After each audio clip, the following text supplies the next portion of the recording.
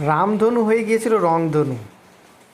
কাকা থেকে চাচা, কলকাতায় ঢাকার সিলেবাস চলবে না, সাফ জানালেন শিক্ষামন্ত্রী জগন্নাথ চট্টোপাধ্যায়।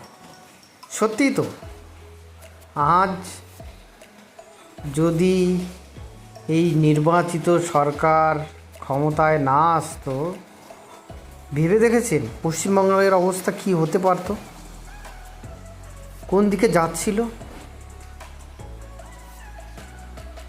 হয়তো বেশিরভাগ মানুষ সেইটা আঁচ করতে পেরেছিল। তাই আজ আমরা একটি শান্ত, স্বাধীন পরিবেশে, মুক্ত পরিবেশে আমাদের নিত্য প্রয়োজনীয় কাজ ও জীবিকা নির্বাহ করতে পারছি। তো তার জন্য আমি যারা এই নির্বাচিত সরকারকে নির্বাচন করেছেন তাদেরকে অশেষ অশেষ ধন্যবাদ ও অভিনন্দন জানাই। সত্যি ভেবে দেখবেন একবার।